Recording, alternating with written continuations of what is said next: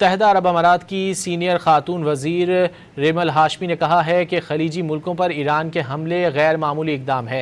ये सारे मुल्क खित्ते में कशीदगी ख़त्म करने का मुतालबा कर रहे हैं। ये जंग शुरू ही नहीं होनी चाहिए थी।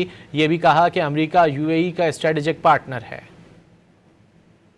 It's been pretty unprecedented what's happened, and almost unhinged, I would say, to have Iran lash out at the very people who've been calling for de-escalation.